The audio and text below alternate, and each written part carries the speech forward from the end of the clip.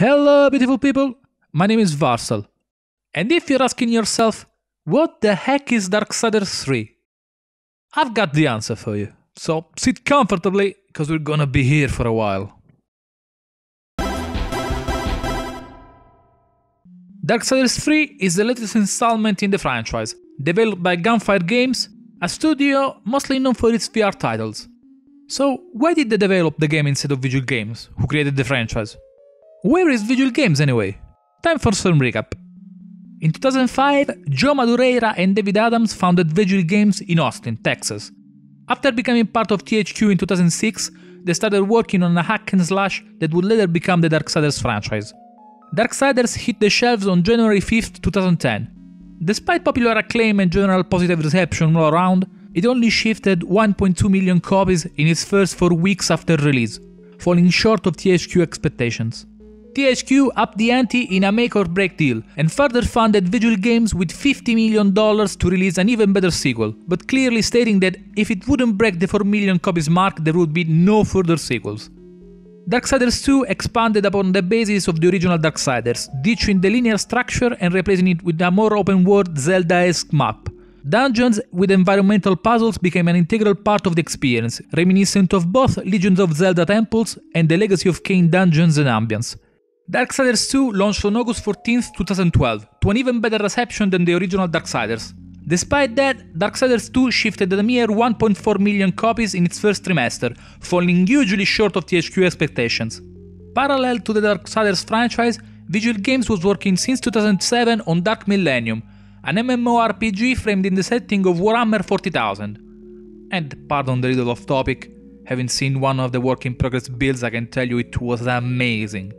After THQ filed for Chapter 11 bankruptcy on December 19, 2012, both projects were cancelled, the entire staff of Vigil Games was laid off, and what little was left after the initial auctions was acquired by Nordic Games, including the Darksiders franchise. In 2014, Nordic Games also acquired the THQ trademark, and will later rebrand as THQ Nordic. In July of the same year, David Adams, one of the founders of Vigil Games, founded Gunfire Games, bootstrapping the company with other previous employees of Vigil Games and Crytek USA. Nordic Games decided to issue 2 remastered editions, Darksiders II Definitive Edition assigned to Gunfire Games and released in October 2015, Darksiders War Mastered Edition assigned to Kaiko, a smaller German game studio, and released in November 2016. Everything went quiet on the Darksiders front up until May 2, 2017, where a listing for Darksiders III appeared on Amazon.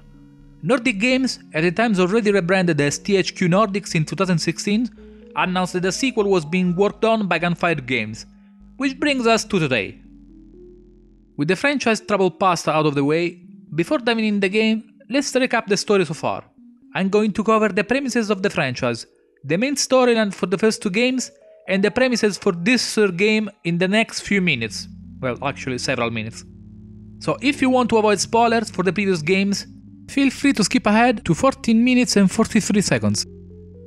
Still with me? Okay, here we go. Heaven and Hell are at war since creation, in an eternal battle with no winner in sight.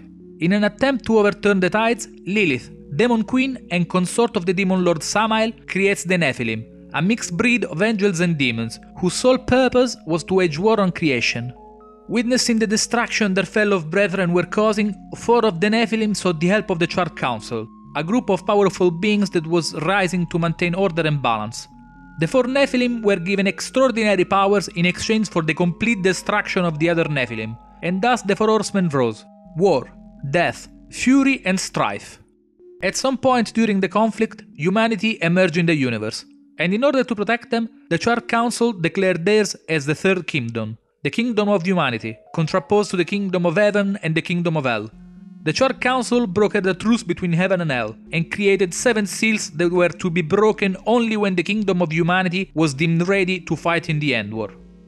One day, War receives the call, and rides to Earth where the End War already began. He is confronted by the General of the Heaven's Army, Abaddon, questioning his presence on Earth, claiming that the 7th seal, meant to summon the 4 horsemen, was not broken. In the confusion, Abaddon is slain by Straga, a demon commander. War starts fighting Straga, and although initially winning, he suddenly loses all his powers and is killed. The Charred Council saves War from death, but accuses him as the culprit of the destruction of mankind, guilty of prematurely bringing the apocalypse on Earth and siding with the forces of Hell. War insists he's innocent, but remains in prison. The Charred Council summons Fury, tasks her to descend upon Earth and to capture and destroy the 7 Sins who broke from their prisons and now roam the land free. Fury disregards War, chained in front of the Charred Council, and accepts the task with the promise that upon completion she will be appointed as the commander of the Horsemen. Before leaving, War warns her not to trust anyone, proclaiming his innocence and claiming that they're being set up. After a century, War finally convinces the Charred Council to let him demonstrate his innocence, but is stripped of his former power and bound to one of their servants, a Watcher, who holds War life and the power to kill him at any time, should he stray from the mission. Back on Earth, War finds out that Hell won the war and its armies led by the Destroyer vanquish both humans and angels. A demon merchant, Vulgrim, claims that the Destroyer resides inside the Black Tower, and that in order to access it, War should find Samael. Samael tells War that the tower is guarded by 4 demons, the Chosen, and asks War to return the hearts as the only way to find an entrance into it. During the process, War finds out that Samael lied, and that the Chosen were to prevent Samael's return. Despite that, he goes on with the plan and delivers their hearts to Samael, which confirms lying to War, and that with the newfound powers he could easily kill him. But he keeps his promise and sends War to the tower, where he meets Azrael, the Angel of Death, imprisoned within. Azrael tells War that he, along with Abaddon and Ultane, a powerful Maggard blacksmith, brought forth the apocalypse by breaking the first 6 seals and reforging them, to pretend the seals were never broken to begin with. They feared that with Hell's ranks increasing in number and power, the longer they waited, the slimmer the chances of Heaven to triumph over Hell. But the plan sidetracked and backfired when War got to Earth, distracting Abaddon and indirectly causing his death, ultimately condemning the Kingdom of Heaven to a loss. War declares his mission complete, having proven his innocence, but the Watcher refuses and obligates War to kill the Destroyer to restore the balance. In order to free War from the Black Tower prison, Azrael opens a portal to the Garden of Eden for him, where he heads to the Tree of Knowledge, a sacred tree that gives visions. War is shown a series. Abaddon was sent to Hell after his death, where an unknown entity, probably Lucifer referred in the series as the Dark Prince, offers him a choice between returning to Heaven or ruling Hell. Knowing all too well that he would be punished in Heaven for bringing forth the apocalypse, he decides to side with Hell, where he becomes the Destroyer, guards the 7th seal, takes absolute command of Hell's forces on Earth, and starts a siege against Heaven. The Charred Council knew from the beginning of this conspiracy, but also knew that the Horsemen would not act without proof. So they summoned War, planning to frame him all along, knowing he'd pursue the culprits to clear his name. Uriel, the leader of the Hellguard, what little is left of Heaven's armies on Earth, charges the attack against the Destroyer, but fails. In his final vision, War witnesses his Watcher mocking him powerless and being stabbed in the back by a sword. By his description, Azrael deduces it's the Armageddon Blade, a weapon powerful enough to destroy the Destroyer, but the Armageddon Blade has long been shattered. War's task is to find and collect all these pieces and bring them to Ultane in order to reforge it. Uriel finds War, confronts and accuses him of the human destruction and of Abaddon's death, and challenges him to the Death Oath, a bloody battle that only ends with one of them dead. War wins, but spares her, and reveals all the truths he discovered. Enraged by these revelations, Uriel leaves to ready the Hellguard remnants for battle, attacks the Destroyer but gets defeated, just as shown in the premonition vision. War finally reaches and confronts the Destroyer, who proposes to War the same offer he received from the unknown entity. War declines this offer and fights him, slaying Abaddon and retrieving the 7th seal. The Watcher subdues War to snatch the seal, thus preventing War from destroying it and regaining full power. The Watcher knows that after learning the truth, War would turn to the Charred Council for vengeance. Uriel grabs the Armageddon Blade and stabs War in the back, killing him, freeing him from the Watcher's grasp, and then slashes the Watcher to get back the seal, destroying it in the process. With the 7th seal broken, War regains his full power, unbound from both the Watcher and the Charred Council, and now facing a fight against the combined forces of Heaven, Hell and Council. At the same time, Death, the older of the Horsemen, is looking for ways to prove War's innocence. Death has a crucial role in the Nephilim War, where after the massacre of his brethren was given the title of Kinslayer, amongst other names. Despite his orders though, he captured their souls but didn't destroy them, and imprisoned them inside an amulet that was later bound to the Crowfather, Keeper of Secrets. Death visits the Hazy Vales, home to the Crowfather, to find a way to prove Zwor's innocence. The Crowfather directs him to the Tree of Life, but asks him to take the amulet with him, since the souls of the Nephilim were tormenting him. Death refuses, and the Crowfather, enraged, attacks him with the semblance of war. Death is forced to kill him, but in doing so, the amulet shatters and pierces Death, with the fragments embedding in his body. Death falls unconscious in the process through a portal generated by Crowfather's death. He wakes up in the Forgelands, land of the Makers, the architects of creation. He soon finds out that their world, along with many others, has been infected by corruption, a mysterious dark force. The path to the Tree of Life is blocked by corruption, leaving no way through. The Makers were originally building a huge golem, a guardian, that would be able to destroy the corruption and clear the way for the Tree of Life, but they were not able to complete the task.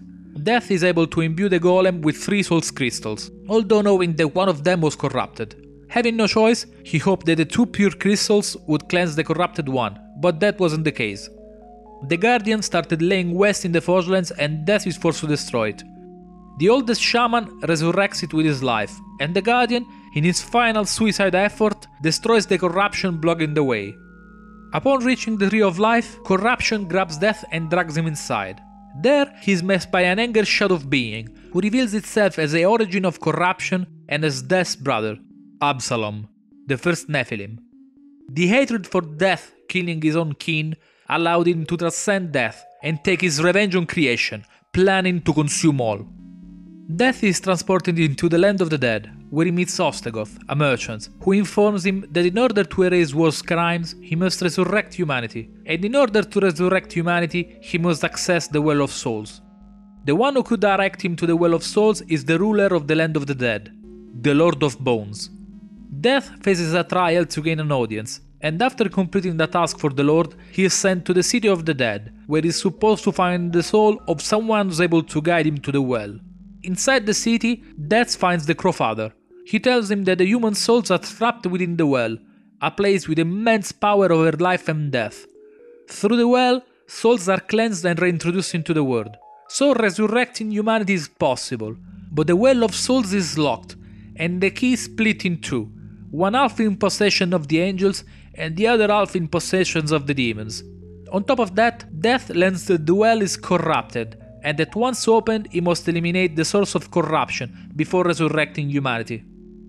Death travels to Lostlight, a heaven outpost, but finds the Ivory Citadel completely overrun with corruption. At the top of the Ivory Tower, he meets the Archon, who tasks Death to retrieve the Rod of Arafel from Earth, as the only way to cleanse the Ivory Citadel and get the key fragment he needs. Upon reaching Earth, Death finds Uriel and a few remnants of the Helgard. The Rod of Arafel was shattered during the war, its pieces fell into the Destroyer's control, and now rest in different locations across the city. When the Rod is reassembled, Uriel suggests that bringing it off-world could prevent the Destroyer from taking it back and use it to an even better degree, now that it has been made one again. Death travels back to Lostlight and gives the Rod of Arafel to the Archon, who cleanses the Ivory Citadel for him. Inside the Ivory Citadel, Death seeks to find Jamaira, the Citadel's scribe and librarian. But when confronted, Jamaria reveals that the Archon spread corruption across Lostlight, after being driven mad by Abaddon's betrayal as the Destroyer. Death proceeds to kill the Archon, to retrieve the half-key in his possession, and to move on to Shadow's Edge, Hell's Outpost, and Samael's domain. Instead of Samael, Death finds Lilith, the mother of Nephilim, although Death strongly refuses the notion and to call her mother. She claims that Samael went missing along with the key, and that Shadow's Edge has been long crumbling to corruption. Lilith gives Death the means to travel across time through portals, but pressures him into resurrecting all the Nephilim whose souls he carries in himself when the time comes. With the newfound power, Death finds and beats Samael, acquiring the other part of the key. Upon opening the well, Death finds Absalom waiting for him.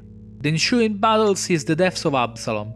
The Crowfather's soul informs Death of the power he carries. He can either resurrect humanity by sacrificing the Nephilim, or sacrifice humanity to resurrect the Nephilim. Death claims that the fate of his brother War takes precedence over everything, and jumps in the Well of Souls. With every other base covered, it's finally high time to talk about the game itself. Darksiders changed a lot during the years. The first was a linear hack and slash with some RPG elements tied to some weapons. while Darksiders II went way more open world with a deep RPG, ability trees, an integrated loot system and loot leveling system with the possessed weapons, and absolutely great dungeons design, at least for the people who like the genre. Darksiders III takes everything that Darksiders was and basically throws it away.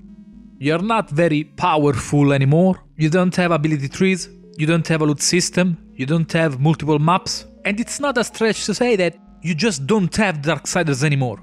It's like taking StarCraft and making a sequel, StarCraft 3, but suddenly you're a marine and it's an FPS. It's not necessarily good or bad, it's just different. And Darksiders is just this, different. It's no longer by all means what Darksiders 1 and 2 used to be, and takes most of the concept and progression system of the Souls genre. And, thematically speaking, it doesn't make a lot of sense. Here are the horsemen, feared by angels and demons alike, feared across the entirety of creation, who just can't be stopped, except with a gate. And an open one at that. Another small example is that even if you use a literally fire-imbued boomerang and shoot it with all its fieriness to a torch, it just won't light up. It makes Fury feel so powerless. Of course, you really can't do much about it. It's all in this new genre that Darksiders III has been built in. But I think you'll agree with me when I say that the thematical dissonance feels gargantuan when the almighty horseman gets killed by a wasp. What the f***? When coming from previous games, you will probably have mixed feelings. For example, I was more than glad that they completely removed the inventory system from Darksiders II, as I completely hated it, and in my opinion it was a waste of time. At the same time though, I like the base combat mechanics of Darksiders, and I especially loved all the dungeons in Darksiders II. And I also really dislike Dark Souls as a genre. But here we are, with a Dark Soulsiders game on our hands. So, keeping our bias in consideration, let's look at the game for what it is. You play as Fury, a badass horseman whipping bitches left, right and center. When you kill an enemy, you will be rewarded with souls. Green souls replenish your health potions. Yellow souls replenish your wrath. Blue souls are your currency, and you use them for basically everything. Potions, items, and level up. When you get killed, you will lose all the currency souls you're carrying, and a cloud of souls will roam the place until you go back there and hit it, taking all your souls back. Despite the RPG elements, you will not level up automatically. Whenever you want, you visit Vulgrim, the merchant, and you invest souls toward the level up. With each level up, you gain one ability point that you can spend on one of three categories: health, physical, and arcane. Points spent in arcane will increase the damage done by counter attacks, fury attacks, and wrath attacks, while the physical will increase every other type of damage. Another form of character progression is tied to the weapons. Each weapon you get in the game has a number of level ups available and can be upgraded through materials given to a blacksmith. On top of that, every weapon can be socketed with one decoration. A weapon decoration provides an active benefit when you attack with the weapon it's socketed in, and a passive one that improves fury, like physical damage reduction or arcane damage reduction. Each decoration can also be upgraded following two different paths: the demonic one boosting the active enhancement, an angelic one boosting the passive enhancement. A limited number of decorations can also be boosted to the balanced level, where it reaches the maximal potential from both paths. During the course of the game, Fury also receives new abilities, some sort of stances, and each provides a new element, a new secondary weapon exclusive to the stance, and some new traversal methods. Since the level is on a single map, the new traversal methods you gradually unlock constantly allows you to find new areas and pathways across the entire game. As for the story, while it's not really as deep as the first two games, it isn't actually any bad. On the contrary, I quite liked it. And although I don't quite like the Souls formula, and I had several cursing moments, especially when I lost like 40-50 minutes of progress because I mistakenly skipped a checkpoint I didn't see. And despite some technical and mechanical shortcomings that are being worked on, I quite liked the game by the end of it. So if you're a fan of the series and a fan of the lore of the game, even if you don't like the Souls genre, given that there are several difficulties to choose from, I wouldn't skip this game. Granted, if you don't really enjoy the Souls mechanics and you don't see yourself playing 2 or 3 times, or maybe having a couple apocalyptic runs, I wouldn't buy this game at full price. But still, I wouldn't skip it. Yes, there are a few annoyances. Yes, you will sometimes feel lost because there was a pixel-perfect jump you thought it was impossible that actually was mandatory. And yes, it won't last as long as previous games. And still, despite a few missteps, it was made with care and it shows. I highly recommend you play this game, even if 1 year or 2 years down the line at the easiest difficulty. So this is it, folks. Darksiders III, available on Steam and GOG for $60 or the original equivalent. My name's been Varstahl, and I'll see you next time.